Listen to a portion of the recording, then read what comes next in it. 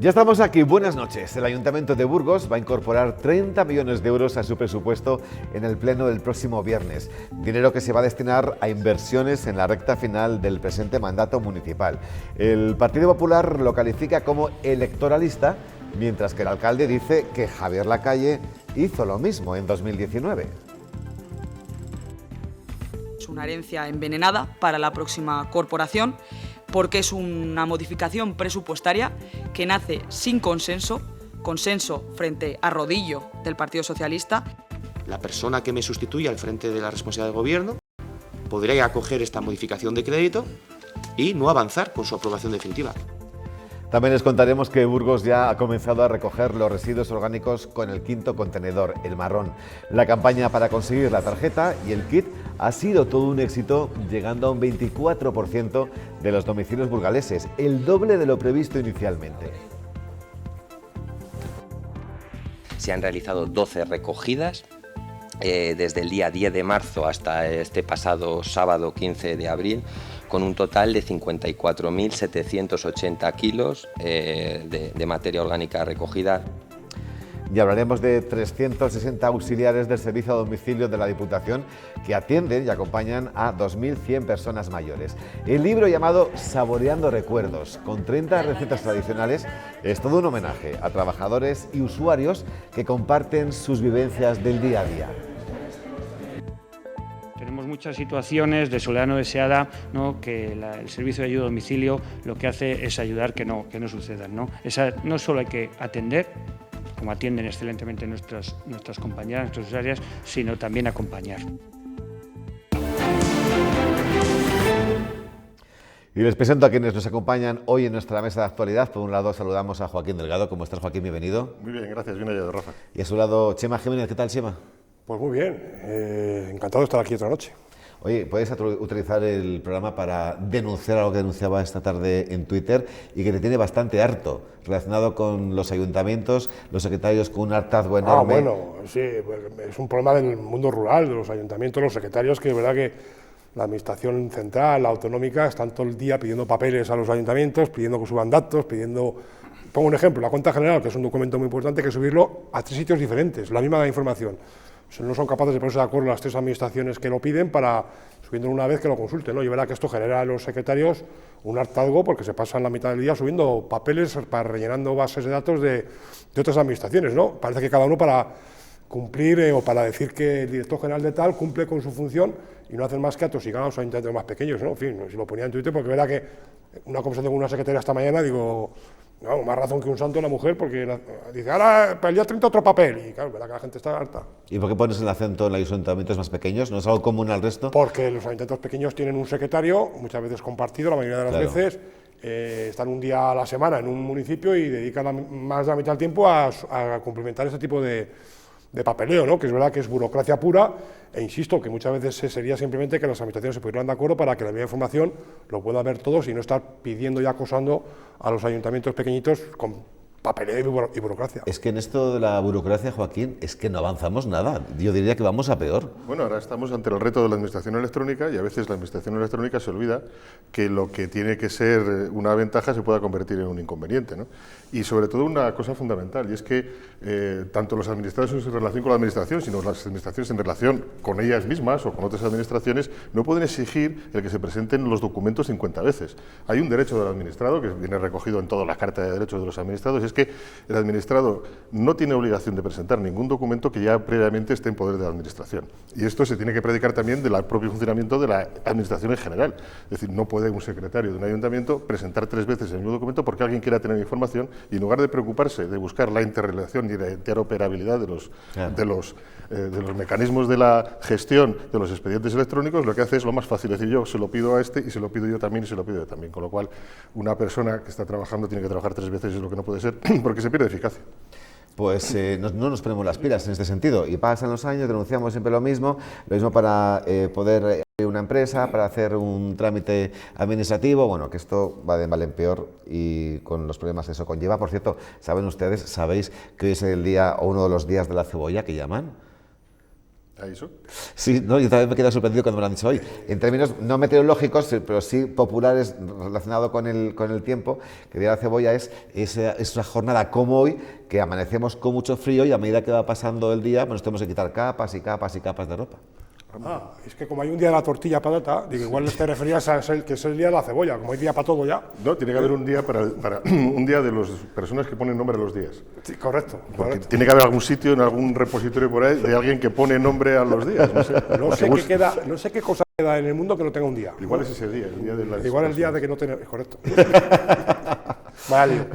Bueno, hoy recibimos la visita del secretario general de FICA UGT, él es Ramón Marijuán, y con la vista puesta en los expedientes de regulación de empleo que llevarán a cabo algunos sindicatos. Ramiro, buenas noches, gracias por acompañarnos. Muy buenas noches, gracias a vosotros por invitarme. Pues más que una entrevista, hoy vienes a incorporarte a la mesa de actualidad porque tenemos varios asuntos que desde luego hay que contemplar también desde el punto de vista sindical, así que también gracias por eso. Pues encantado de dar mi opinión y aportar mi pequeño granito de arena. Gracias. Antes, información del servicio público, se busca a una mujer de 36 años que desapareció de su casa el pasado miércoles en Burgos. Se llama Nabintu Cis, de origen africano. Mide 1,90 m de estatura, es de complexión delgada y tiene el pelo corto. La cuenta de Twitter, Alerta Desaparecidos, ha hecho público este cartel en busca de la colaboración ciudadana, así que si tienen algún dato, pueden llamar al teléfono que aparece ahí en pantalla.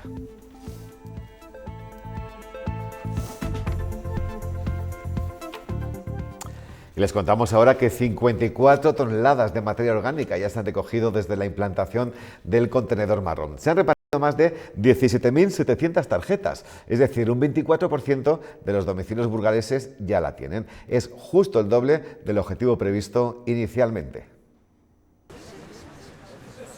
Burgos ha comenzado ya a recoger residuos orgánicos con el quinto contenedor. Solo en un mes, 54 toneladas. La empresa nos traslada que está siendo una materia orgánica en buen estado, bien separada. La campaña para conseguir la tarjeta y el kit de la orgánica finalizó hace una semana.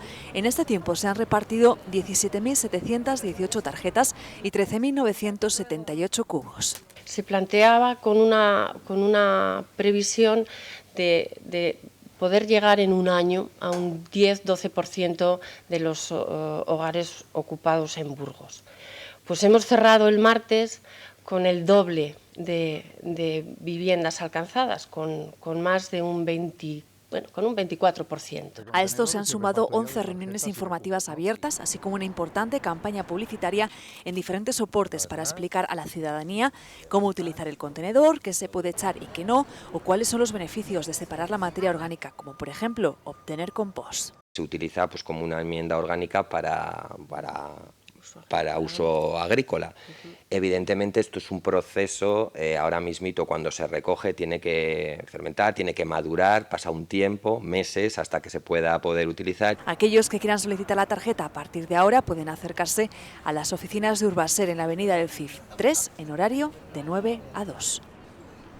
Pues sí, se han superado las expectativas, dice mucho de nosotros, de los burgaleses, a la hora de reciclar, que siempre, Joaquín, hemos sido muy obedientes, ¿eh? Y hemos estado en el top a nivel nacional. Sí, además que yo creo que cuando las campañas se hacen bien y cuando uno observa que es posible o es factible lo que te están diciendo, lo puedes hacer.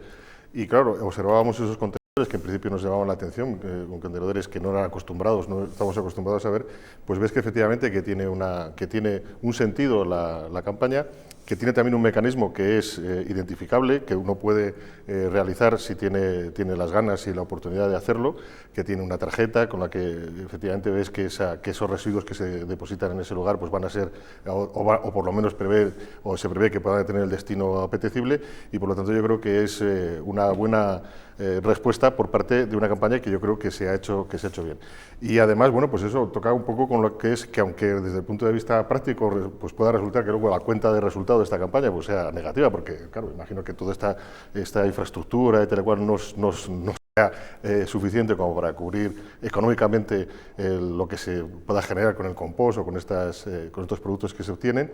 Lo que sí es cierto es que la conciencia, las posibilidades de ir avanzando en la conciencia ecológica, yo creo que son importantes, y yo creo que eso en sí mismo ya es un buen beneficio. Claro, porque esto solamente es en Burgos Capital, ¿no? En el mundo rural todavía no está este contenedor marrón, ¿no? Yo creo que hay una obligación para ayuntamientos de más de 5.000, o no sé qué número de población, no sé si son 5.000.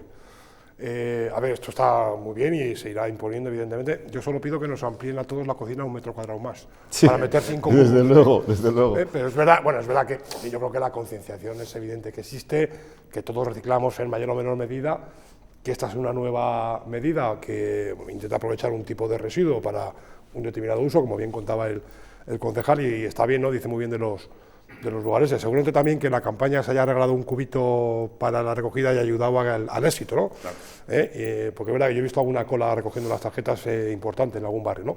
Y bueno, está muy bien y desde luego con estas cosas hay que seguir y no se pueden olvidar. Pues damos la enhorabuena a todos esos burgaleses tan cumplidores que nos hacen sacar tan buena nota. Por cierto, me quedo contigo, Joaquín, porque hace tan solo unos días eran los letrados de justicia los que iban a la huelga, ahora son los funcionarios, lo que ha provocado un nuevo caos. En Burgos, un total de 26 juicios han tenido que suspenderse, pero ojo, que no sean los únicos, también los jueces se van a movilizar si el próximo 3 de mayo no se alcanza un acuerdo sobre una subida salarial. No salís de una y entráis en otra, Joaquín. Pues se avecina una gran catástrofe, y lo digo porque la justicia está muy tocada en cuanto a su funcionamiento, con su organización. Está muy tocada porque ya había retrasos anteriormente, ahora con la huelga de los secretarios ha habido más, y cuando uno parece que va a cogerse el tranco de la normalidad, pues aparecen otros funcionarios y luego van a aparecer otros. Esto es un mal que puede ser irreparable, y lo digo primero, con todo el respeto al derecho de huelga que tiene todo el mundo, evidentemente, y con las razones que en muchas ocasiones son correctas y adecuadas, pero esto va a ser un caos y va a ser un gran problema que va a generar algo tan importante como es la confianza en la justicia que tienen los ciudadanos. Llevamos asistiendo durante muchos años a que el servicio público de justicia y el servicio público de sanidad se están degradando muchísimo. Y se están degradando muchísimo, no digo porque los funcionarios estén en huelga, sino porque todos los que estamos en el estamento de la justicia estamos no haciendo lo que tenemos que hacer posiblemente. Y se exige una reorganización, se exige una puesta en común de los problemas de los servicios públicos tan importantes, que tienen que empezar por todos. Tienen que empezar porque no puede ser, como primer criterio, que la Administración solo tome en consideración a los que se ponen en huelga y no a todo el mundo que tiene reivindicaciones justas. Es decir, aquí viene la huelga de los funcionarios porque anteriormente ha habido otras personas que se han puesto en huelga y han conseguido unos aumentos salariales que luego lógicamente van a querer los demás, con lo cual hay que coger el asunto desde el punto de vista digamos global, es decir, con todos los el funcionariado, porque si no nos vamos a encontrar con que el servicio público de la justicia se va a paralizar. Claro, y eso no lo podemos permitir. Porque la movilización de los jueces el próximo 3 de mayo vendrá motivada por el acuerdo al que han llegado los letrados judiciales. Claro, es que eso parece evidente. Entonces, o tomamos en consideración todos los elementos del funcionariado de la Administración de Justicia, todos, o si no, esto va a ser un suma y sigue, es decir, se va a terminar el asunto por un lado, y esto es un engranaje y es un eslabón, y el eslabón, se mide, las cadenas, es un eslabón de la cadena, ¿no? Y entonces las cadenas tienen la fortaleza de los eslabón más débil, y por lo tanto, si siempre hay un eslabón débil, al final la cadena no funciona, y si no funciona la cadena, pues la Administración de Justicia, que es importantísimo, no solo para los abogados, porque yo podría decir, bueno, ya está Joaquín, como es abogado, pues corporativamente, pensando pues que va a tener menos ingresos, no, es que esto va en contra de lo que es la Administración de Justicia, que es un servicio público, y cuidado, porque además, cuando se paraliza la justicia, el que gana normalmente es el poderoso, nunca gana el débil. Claro. Ramiro, si la justicia tiene fama de lenta, con esto ni te cuento. Pues lamentablemente sí, yo coincido casi sobre los motivos de la huelga casi plenamente con el que me ha antecedido Joaquín en el uso de la palabra. Como abogado conoce mucho de esto, pero sí que me gustaría destacar que cuando un trabajador va a la huelga, ¿qué es lo único que puede hacer para conseguir cierta reivindicación y está dispuesto a perder su salario de muchos días? Pues a lo mejor hay alguna razón. He de decir que desconozco en profundidad cuáles son estas reivindicaciones y cuál es la justicia de ellas, pero no me cabe duda de que alguna justicia debe haber. Si bien cuando ya un colectivo se levanta y se le accede a ciertas pretensiones, pues el resto de la gente que le rodea obviamente suele querer algo parecido. Pero yo insisto en que al final a los trabajadores, cuando estamos dispuestos a poner nuestro salario en juego de un día, de dos, de tres o de 2 meses, a cambio de una cierta subida o alguna mejora en las condiciones, suele haber razones importantes. Hombre, desde luego que yo creo que no nos corresponde a nosotros decidir si es justificado o no, porque cada uno sabe lo que tiene en su trabajo, pero es verdad que los jueces, yo creo que en ese sentido ya se veía venir y tienen hasta una parte de razón por todo lo ocurrido, como le preguntaba Joaquín antes, con los letrados judiciales, que eso es igual sí que se les ha cuestionado, ¿no? El hecho de llegar a ese extremo de tantas semanas.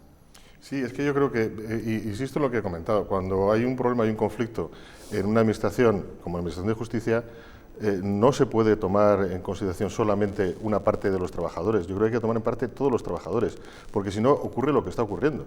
Entonces, bueno, pues yo no sé si es justo o no es justo, pero lo que sí es cierto es que está mal gestionado, porque tendría que haberse llegado a un acuerdo con todo el mundo, porque tú no puedes dejar pensar que solamente haces, si las obligaciones son justas para todos, para los que estaban en huelga y para los que no estaban en huelga. Entonces, yo entiendo que, bueno, pues que esto se tiene que haber gestionado mejor, ¿no? Y en todo caso, yo lo que creo es que el efecto que se está produciendo es un efecto muy pernicioso, pero no porque efectivamente tengan o no tengan en razón una parte u otra. Yo me estoy refiriendo al efecto, es decir, lo que se está produciendo. Lo que está produciendo es muy grave, que igual va mucho más allá de los efectos que pueden tener cuando se solucione el conflicto. Chema. Sorprende que la huelga sea por a cachitos. Sí, eso es lo que sorprende. Sí, porque que paraliza sea, igual, claro, el que sea una parte, que sean todos. Que no sea de toda la administración de la justicia en su conjunto, porque es verdad que, como bien estás diciendo, no tiene sentido arreglar el problema de una parte cuando los otros tienen también problemas y no se les sana, ¿no? La solución tendría que ser global, ¿no?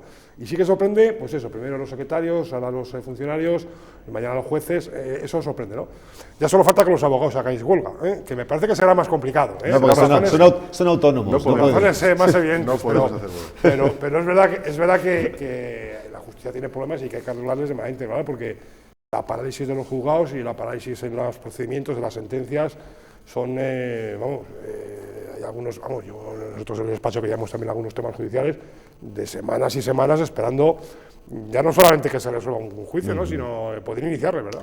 Oye, a diferencia, aprovechando que tengo aquí a Ramiro Marijuana, a diferencia del resto de colectivos, aquí no estáis muy representados, ¿no?, en el sector de la justicia, porque no. recuerdo yo que en la huelga de letrados judiciales nos la vimos y nos las deseamos para encontrar testimonios sindicales que nos hablaran de la huelga, del porqué, de qué se quiere conseguir, etcétera. No estaban ahí ni UGT ni comisiones ni nadie de los habituales.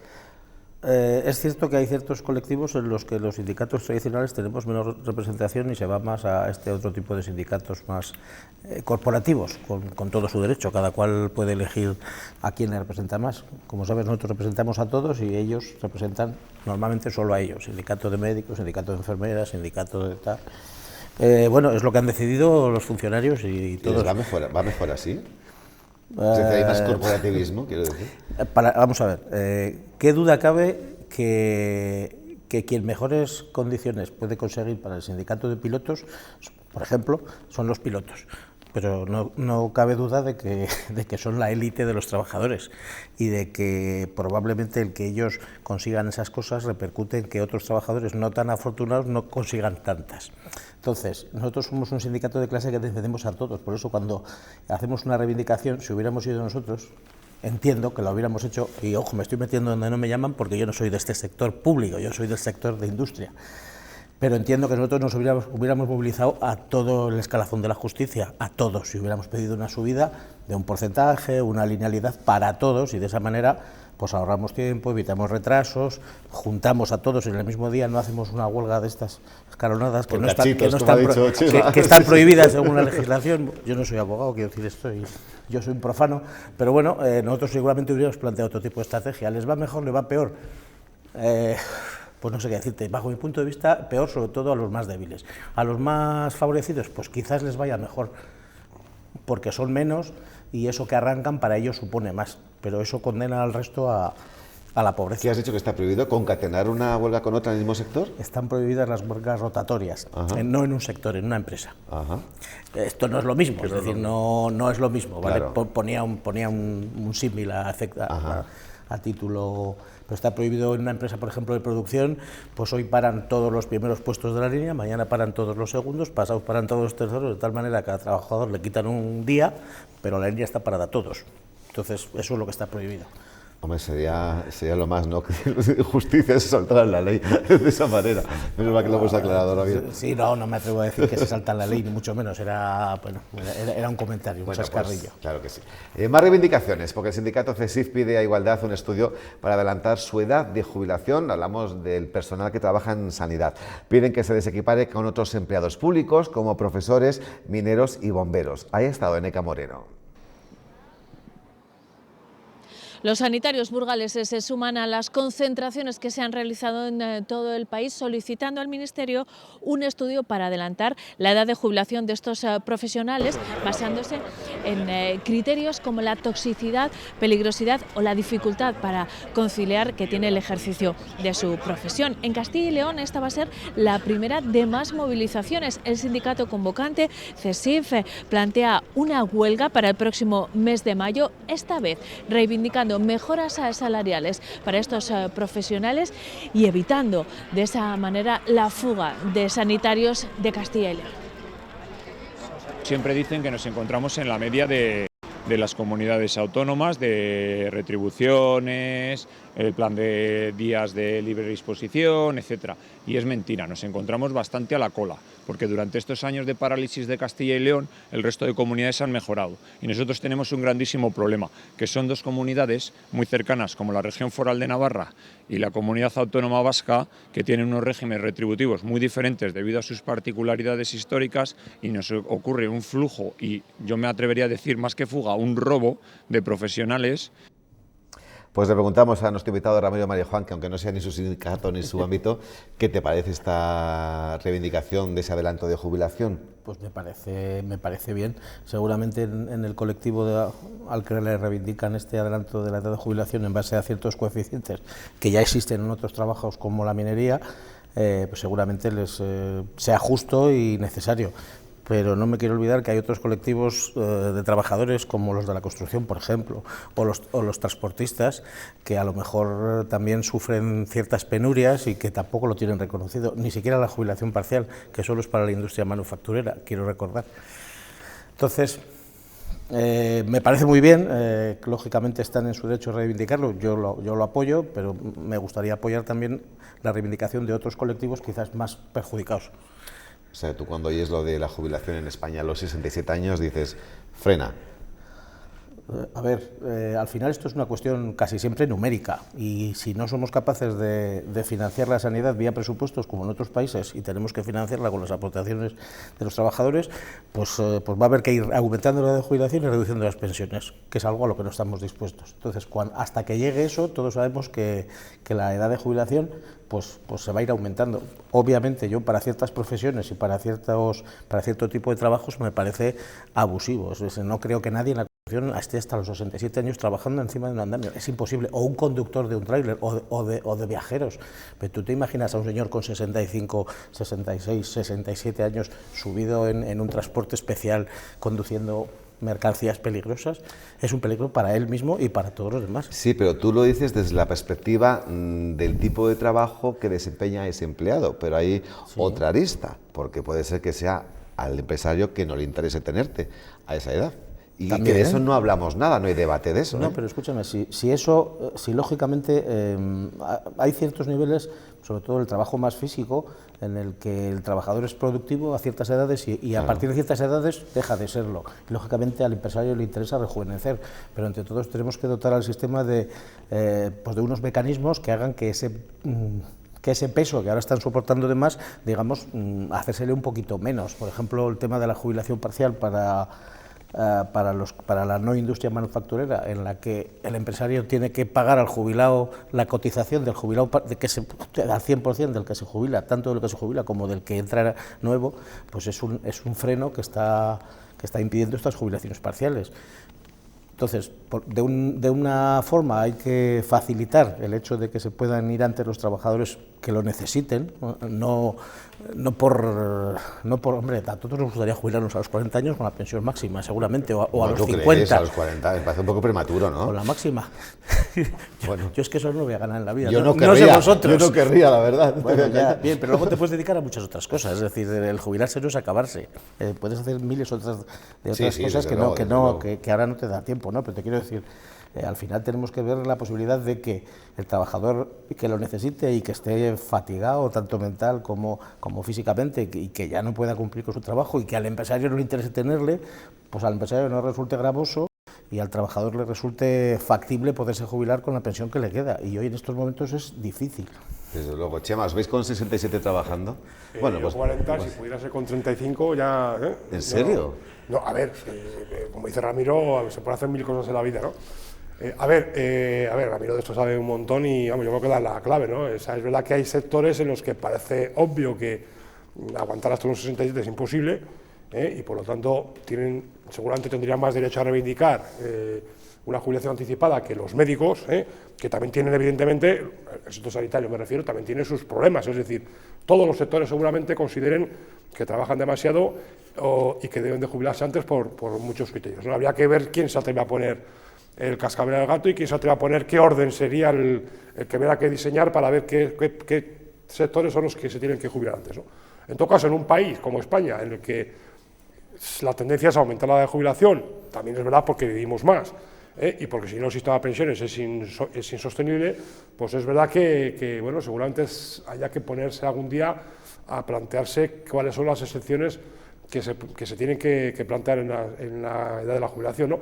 Nadie discute lo de la minería, por ejemplo. Esto es algo que nadie lo discute, Lógico. Todo lo demás, seguramente, bueno, todo lo demás, hay muchos otros sectores que se podrán discutir, que tendrán sus argumentos, pero, en fin, seguramente no sea tan fácil llegar a ese intermedio, a esa media que decía Ramiro, en el que todo el mundo tenga derecho o tenga razón en lo que reivindica, ¿no? Y también algún tipo de penalización, ¿no?, a quien se dedica a despedir a gente mayor exclusivamente por su edad. Claro, evidentemente. Pero claro, tú a una empresa de la construcción donde, pues, es verdad que es muy complicado decirle que mantenga a un señor de 67 años en un andamio.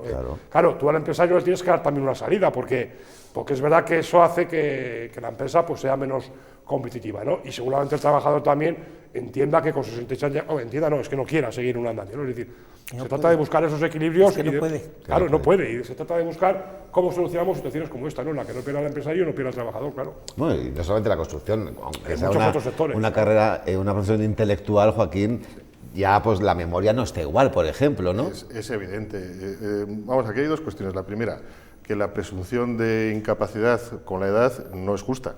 Claro. Pero la presunción de incapacidad con la edad es el único baremo, digamos, ajustado para ajustar, para el juego de palabras, el juego entre las prestaciones, lo que tú has cotizado, lo que se cotiza y lo que luego recibes. Teniendo en cuenta que estamos aumentando esa edad de jubilación, es decir, estamos aumentando el trabajo en momentos en los que la incapacidad o las capacidades evidentemente están disminuyendo, pero por otro lado hay mucho tramo entre la jubilación y el fallecimiento, es decir, entre la esperanza de vida, con lo cual es una combinación tan peligrosa, que no sé lo que va a pasar, teniendo en cuenta además que hay que tener otro factor, que es la tasa de reposición, es decir, se está jubilando gente y no se está reponiendo.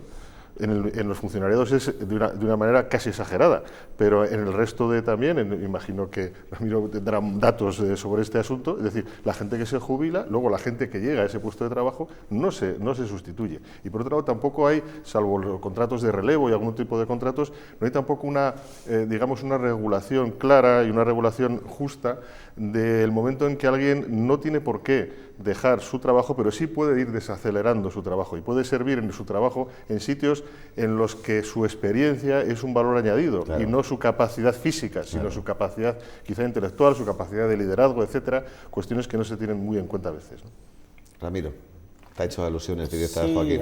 A ver, datos estadísticos sobre eso no tengo ahora, gracias por el regalo, el caramelo envenenado.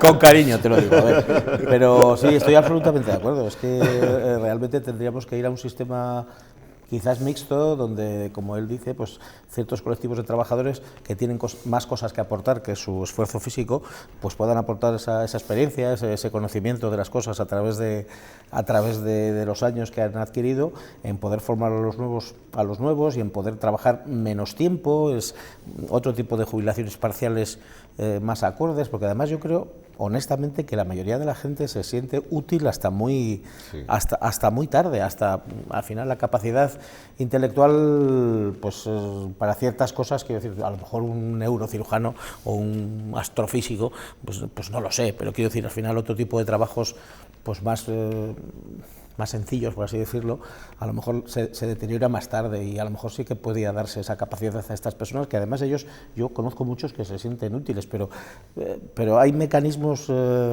diabólicos en este mercado de trabajo, que yo, por ejemplo, conozco gente que ha querido trabajar después de venir de un ERE, ha querido trabajar en algún programa bien municipal, bien de alguna administración, incorporarse, pero no ha podido, porque si trabaja 6 meses a media jornada, no le permiten jubilarse y no va a encontrar trabajo luego. Y él quería trabajar, y él casi lloraba, dice, llevo 5 años en el paro, quiero trabajar en este caso en el taller del ayuntamiento, en los talleres, quiero trabajar, que no me ha ofrecido trabajo. Cuando vino a preguntarnos, le tuve que decir, yo estoy encantado de que trabajaras, pero ten en cuenta que si trabajas y luego no encuentras otro trabajo, probablemente no te puedas jubilar hasta... Claro, porque esas prejubilaciones pactadas de hace unos años y un tanto suculentas que todos hemos conocido en algún entorno cercano, eso ya lo olvidamos, ¿no? No. Eso en las empresas y en los sectores donde se gana muchísimo dinero, donde lo ganan a paladas, que me gusta a mí decir, como la banca, por ejemplo, ahí se siguen dando, les sigue saliendo rentable cerrar oficinas, dar menos servicios y a los trabajadores darle una jubilación o una prejubilación suculenta. Es decir, que cada vez son menos generosos. Es decir, aunque en la cuenta de resultados siempre ganan, aunque den bastante, cada vez son estas grandes entidades y estas grandes corporaciones son menos generosas, pero sí se siguen produciendo. Y en alguna empresa de renombre y grande se suelen quieren rejuvenecer, quieren quitar carga salarial y amortizan puestos de trabajo y amortizan en buenas condiciones. Bien, pues vamos al tema principal por el que te habíamos invitado, porque los sindicatos habéis saltado a la palestra, la actualidad estos días, tanto vosotros como comisiones obreras, porque estáis llevando a cabo un expediente de regulación de empleo. ¿Cómo afecta esto a lo que es la estructura de tu sindicato aquí en Burgos, ya que eres tú el que está aquí? A la estructura no le afecta, creo. Es decir, he de decir que no estoy yo directamente ni en la comisión negociadora por parte, digamos, patronal del sindicato, ni por parte... Sí, conozco lógicamente. Creo que no está presentado todavía nuestro expediente y sí va a afectar, pero va a afectar únicamente, creo, en cuanto a esos programas que hacíamos para toda la ciudadanía, subvencionados o subcontratados por parte de la Junta de Castilla y León, y que ahora los nuevos socios del Gobierno del Partido Popular pues han decidido que eran un chiringuito sindical y han decidido que esos fondos se quitan y ese servicio a los ciudadanos se quita. Hay un montón de personas en la comunidad vinculadas a esos programas. Quiero insistir en que esos programas son finalistas, es decir, que el dinero que se da es aquel que se paga a los trabajadores y las cuotas de seguridad social, no hay ningún beneficio para el sindicato, es tanto gastas, tanto te doy, pero bueno, pues han decidido los políticos que gobiernan en la comunidad quitar ese tipo de cuestiones como orientación en el empleo, como prevención de riesgos laborales, como ayuda y asesoramiento a los inmigrantes, y han salido con ideas peregrinas como sacar líneas de ayudas para que los trabajadores vayan contentos a trabajar, con programas de dietética y nutrición, de tratamientos psicológicos, etcétera. Bueno, yo no sé si son... Bueno, no voy a calificar. Y ha habido discrepancias, ¿no? Hemos oído testimonios, a nivel nacional te hablo ya, entre personal de ese sindicato y la cúpula del mismo, como diciendo que mucho se abre, luego poco se hace cuando te toca en casa. Que mucho ejemplo se da, mucho se pide de cara a los demás, bueno, pero cuando nos toca a nosotros hacemos lo mismo que criticamos. A ver, sí y no. Es decir, al final nosotros somos una organización, y Comisiones Obreras es lo mismo, y tenemos una estructura cada vez más profesionalizada. Cuando empezó... Bueno, nuestro sindicato ya llevamos 135 años en otras condiciones, pero en la nueva época, a partir de la muerte del dictador, cuando volvieron a empezar los sindicatos y se aprobaron, pues la mayoría de la gente que se acercaba a los sindicatos era gente voluntariosa y gente que quería aportar su granito de arena, pero poco profesional. Al final, los servicios que cada vez nos requiere más la ciudadanía y los afiliados, pues requieren de que tengamos profesionales, y como tal nos hemos cargado de una estructura. Y llega el momento en el que, si además te viene algún bajón presupuestario, pues lo notas. lógicamente para coordinar todo este tipo de programas que os digo, también había una estructura a nivel regional en el que pues al final necesitas de cierta coordinación y lógicamente esos trabajadores, ese presupuesto ya no nos llega, esos trabajadores no pueden seguir porque con las cuotas solo no nos llega para lo que nos llega. Vale, ¿y en Burgos a cuántos vais a despedir? Pues no está presentado el expediente aún. Yo calculo que serán todos los que había vinculados a estos programas, que eran, creo recordar, 6 en orientación para el empleo, 2 en prevención de riesgos y una compañera para inmigración. Ya está bien, 9. Está bien. Se van más de los que se quedan, contando 2 abogados, etcétera, sí. ¿Pensáis que la Junta habrá analizado la efectividad, el resultado de este tipo de servicios que se dan desde estos sindicatos para pues, tomar esa decisión a través presupuestaria de recortar determinadas cosas? Esto parece una imposición de Vox, ¿no? Por decirlo de una manera clara, porque la Junta gobernada por el PP durante muchísimos años más o menos ha mantenido otros programas, la financiación de los sindicatos y de la patronal ha sido siempre correcta, y es verdad que esto parece una imposición de Vox, ¿no? Que utiliza seguramente un argumento muy fácil, ¿no? Los chiringuitos. Bien, a ver, yo creo que en un país como España los sindicatos tienen que existir, los sindicatos tienen que estar financiados por la administración pública. Esa es mi visión, porque otra visión distinta seguramente yo considero que es mucho peor, ¿no? Y por lo tanto los sindicatos con este tipo de ayudas lo que hacen era cumplir parte de su función social, de su función pública, ¿no? Yo creo que esto es un error, que es pura demagogia. Yo creo que llega muy cerquita, es como si mañana decimos que los partidos políticos no se financien públicamente, que no se financie la patronal, los sindicatos, en fin, pues ¿cómo conseguimos la financiación? Porque queremos sindicatos en este país, queremos que haya patronal, queremos que haya partidos políticos, ¿no?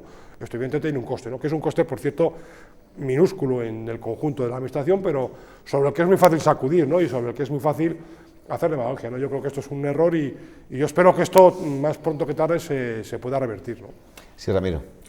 A ver, es que Chema ha dicho una cosa que con todo el cariño que sabes que te tengo, los sindicatos... Si no le tuvieras cariño, lo mismo, ¿eh? Lo mismo.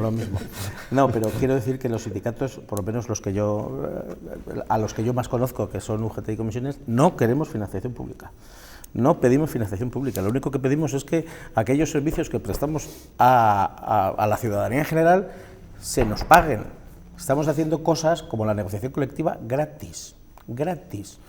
Nosotros negociamos todos los convenios colectivos, todos, los de Burgos, los de Castilla y León, los de España, todos, para todos los trabajadores, y lo hacemos gratis. Pero bueno, con las cuotas de los afiliados. ¿Ya hay los no afiliados?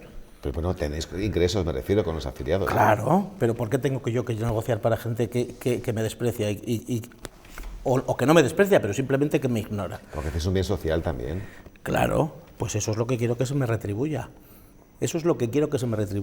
¿Por qué tenemos que negociar la sanidad o la educación a cambio de nada?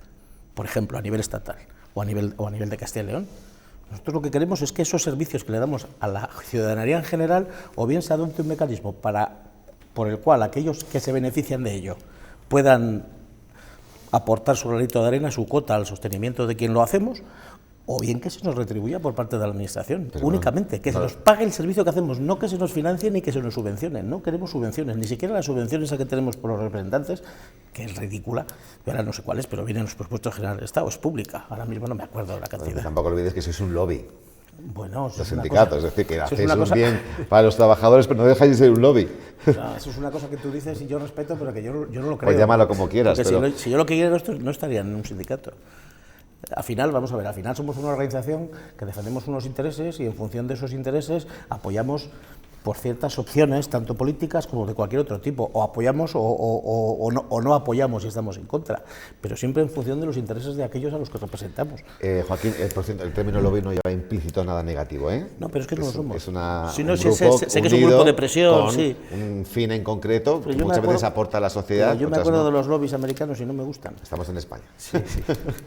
Joaquín. Yo creo que aquí el problema de este asunto concreto es que se trata de de subvenciones finalísticas, es decir, de subvenciones basadas en la ley de subvenciones en las que se da un dinero para hacer un determinado trabajo. Y ese determinado trabajo se le encarga, en este caso, los sindicatos. Y el problema está que al desaparecer ese trabajo, desaparecen las personas que estaban dedicadas a ese trabajo, porque solo pueden dedicarse a eso, no pueden dedicarse a otra cosa.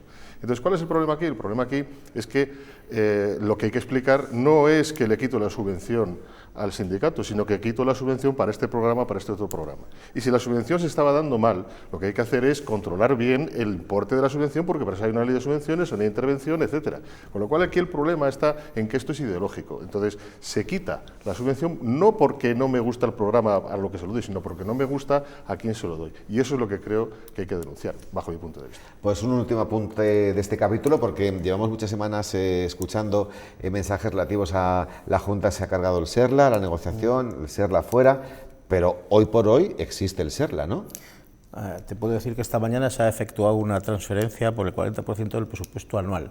Esos 400.000 euros de los que hablaba el consejero esta misma semana, la semana pasada, se han transferido esta misma mañana y bueno, les da un poquito de aire, digo nos, porque al final el SERLA es una fundación que, como sabéis, componemos patronal y sindicatos y de Castilla y León, y que financia la Junta, pero la Junta no está presente. Lo que pretendía el consejero es que además de financiarlo, él fuera y decidiera qué es lo que había que hacer con eso, ¿no? O sea que podemos decir, noticia de última hora, hoy la Junta ha hecho esa transferencia, con lo cual os garantizáis la existencia del SERLA, nos lo garantizamos todos. Yo entiendo que sí, porque aunque solo haya hecho ingresos de esa pequeña parte que ellos dicen que van a pagar, al final hay una serie de trámites burocráticos y legales que tienen que seguir que les van a hacer imposible.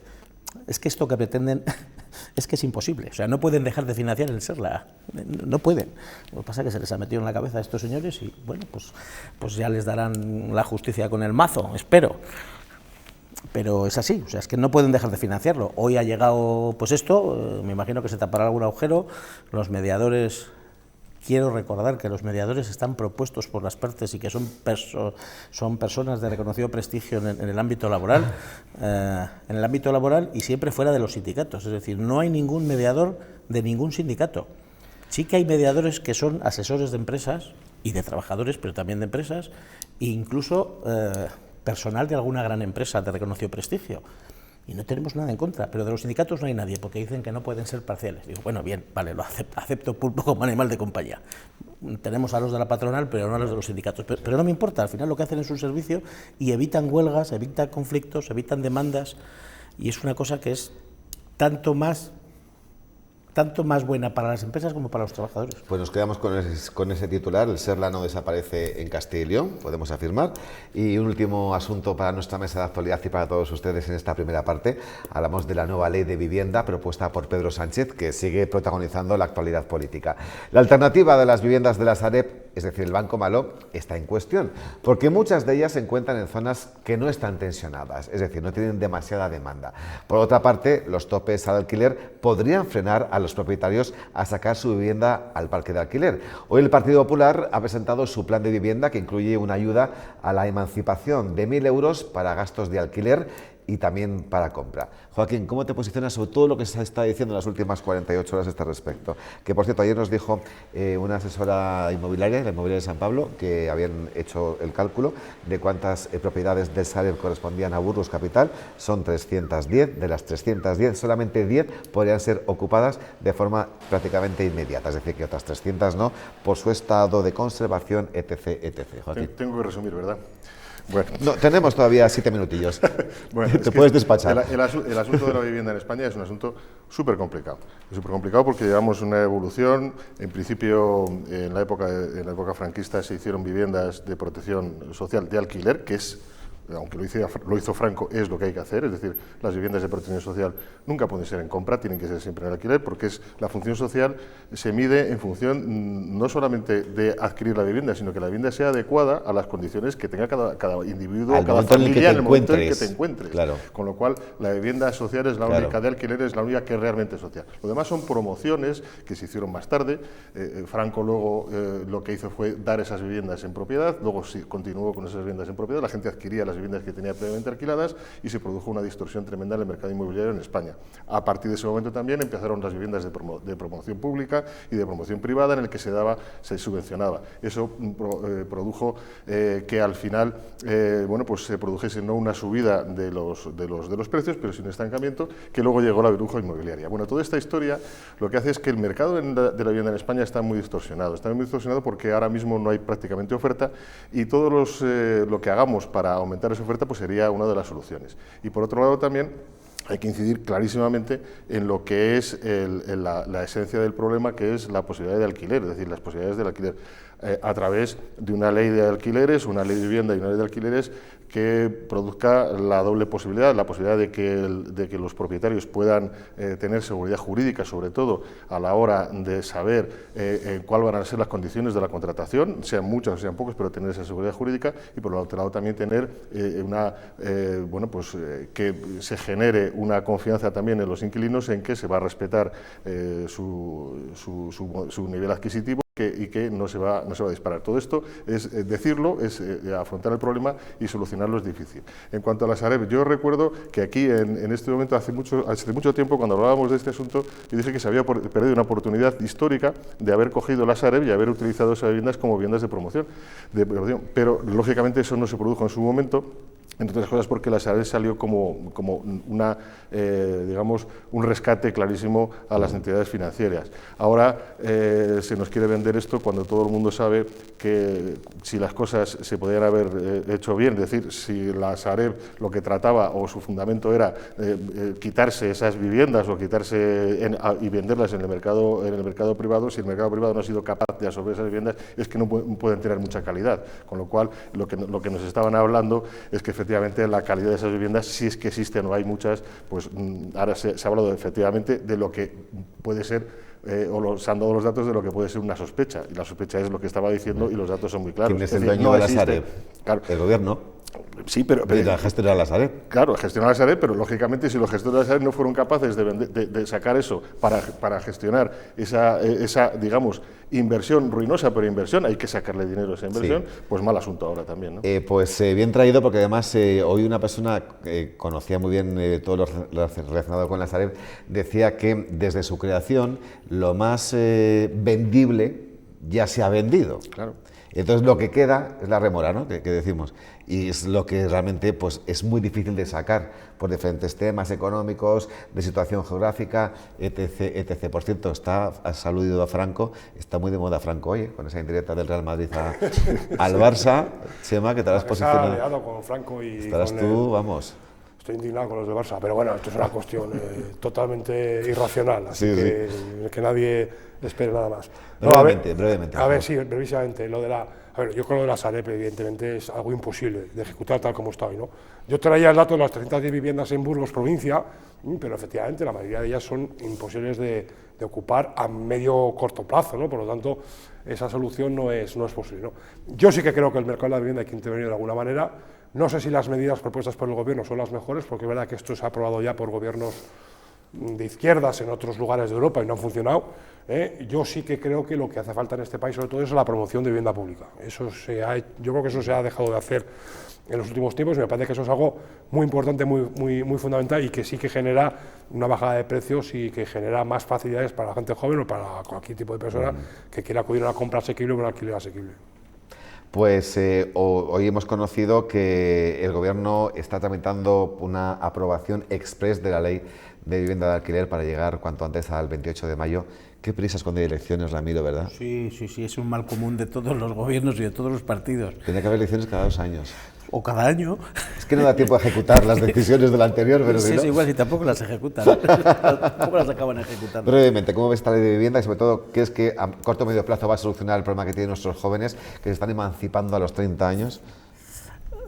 Yo creo que lo intentará, pero que va a ser difícil, porque lo primero que habría que solucionar, entre otras cosas, sería el mercado laboral, para que puedan emanciparse y para que tengan unos salarios dignos, para que los mayores que ocupan esos puestos de trabajo puedan jubilarse en condiciones dignas, como ya decíamos. Entonces, Es decir, esto es una cosa de multiversión, tiene muchas capas, como decías tú del día cebolla, pues este es un problema cebolla, que tiene muchas capas, y una de ellas es solucionar el problema laboral de los jóvenes, que están trabajando pues a lo mejor por el 30 o el 40% menos que hace 10 años en las mismas empresas, haciendo las mismas cosas. Entonces eso no les permite emanciparse. Yo tengo 2 hijos de casi 30 años y viven en casa.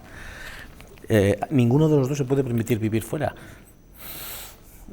Sí, es que al final, pues eso, la ley de vivienda, pues espero que intente poner algún parche. Pues seguramente sea electoralista, y seguramente lo de la Sareb también. Pero yo creo que lo de la Sareb, bien llevado, se podría arreglar. Mis padres viven en un apartamento de la Sareb. Lo hemos comprado hace 2 años, estupendo. Y están encantados.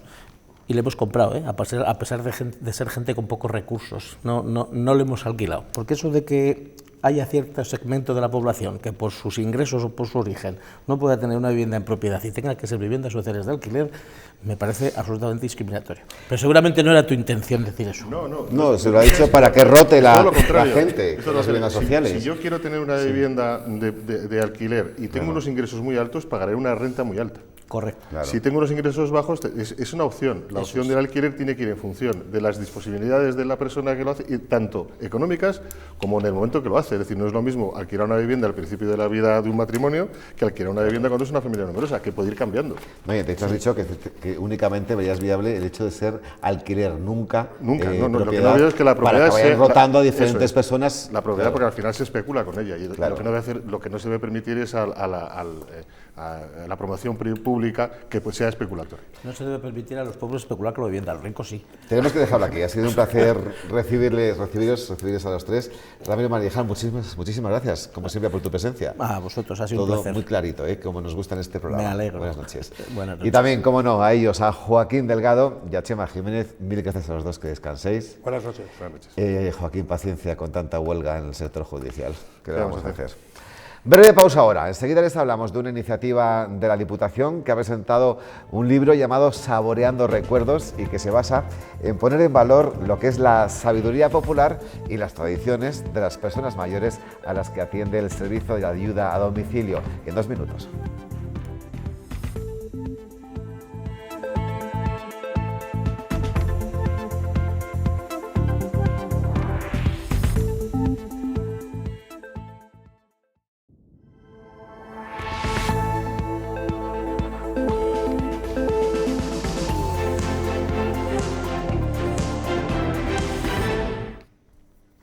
Últimos minutos de Noticias 8 edición noche para contarles que la Diputación ha presentado el libro Saboreando Recuerdos. Es una iniciativa que pone en valor la sabiduría popular y las tradiciones de las personas mayores a las que atiende el servicio de ayuda a domicilio. El libro recoge 30 recetas y se han editado 400 ejemplares. Las patatas a la importancia en cazuela de barro de purificación son las protagonistas de la mesa cuando su hijo llega a visitarla a Covarrubias desde Murcia. Llevan toda la mañana. Ahora, saben a gloria. Y eso sí, puesto con el perejil igual que el arguiñano, encima a un ladito. Eso sí, porque me considero un poco de la parte de él, aunque ya me cuesta el guisar, sí, porque son 90 años. No recuerda cuándo aprendió a cocinarlas, pero le hace mucha ilusión que la suya sea una de las 30 recetas que forman parte de este libro, que también protagonizan los auxiliares del Servicio de Ayuda a Domicilio de la Diputación. Una compañera buenísima, porque me ayuda en todo, y hasta me cuenta los chistes que pasan en el pueblo. Y todas las cosas, me ayuda a comprar, bueno, estoy encantada. Saboreando Recuerdos recorre la provincia de la mano de la empresa adjudicataria de la ayuda a domicilio para ofrecer un punto de vista diferente sobre el servicio y las personas a las que atienden y acompañan. Estimular la capacidad cognitiva de las personas mayores participantes a través de la memoria y de la atención. El segundo es trabajar la reminiscencia, compartir los recuerdos y las experiencias. Y luego, de forma más modesta, si leéis las recetas, podemos ver cómo se pueden conservar las tradiciones en la provincia e incluso fomentamos la cultura y gastronomía. La Diputación de Burgos destina 6 millones anuales a este servicio. 360 auxiliares atienden a 2.100 usuarios. Pues vamos ya con la previsión del tiempo. Hoy hemos experimentado una subida de las temperaturas y mañana, Daniel Angulo, buenas noches. ¿Seguiremos en la misma línea? Hola Rafa, muy buenas noches. Bueno, hoy hemos tenido una jornada soleada, ha amainado el viento y han subido las temperaturas, ya las máximas en la mitad norte sobre 18 y 19 grados. En el sur, donde no soplaba el viento, allí han superado incluso los 20 grados. Pero sobre todo estos días estamos teniendo grandes amplitudes térmicas. Por ejemplo, en el sur, en la sierra, han amanecido con escarchas, con 1 o 2 bajo cero, y luego han alcanzado máximas de 21, 22 grados de diferencia. ¿Por qué ocurre esto? Porque el aire está seco y porque tenemos los cielos despejados. Entonces el aire, lo mismo que se calienta durante el día, que llega a alcanzar esos 22 grados, luego por la noche también se enfría rápidamente. Y eso nos va a ocurrir también en la jornada de mañana. Pero mañana ya va a cesar el viento del nordeste. El amanecer será fresco, ya sin heladas, mínimas de 3-4 grados. Luego las máximas mañana ya por encima de los 20 grados claramente, llegando a los 25 en el Valle del Ebro y en el Valle del Duero. Mañana va a ser una jornada calurosa, con algunas nubes altas. Y como digo, con gran oscilación térmica. Al amanecer fresco y luego calor al mediodía. Nos sobrará la ropa de primeras horas de la mañana. Y si ya miramos un poquito más hacia adelante, hacia el jueves, vemos que sobre la península apenas hay isobaras. Eso quiere decir que el viento va a estar en calma, que las temperaturas este día con el sol van a subir notablemente, pero atentos a esta borrasca que está en el Atlántico, porque nos va a traer cambios, algunos cambios durante el fin de semana. De eso hablaremos mañana. Pues así lo haremos, ya nos marchamos. Gracias como siempre por informarse con nosotros. Descansen y si quieren, aquí estaremos mañana a las 11 para contarles lo que pasa. Buenas noches.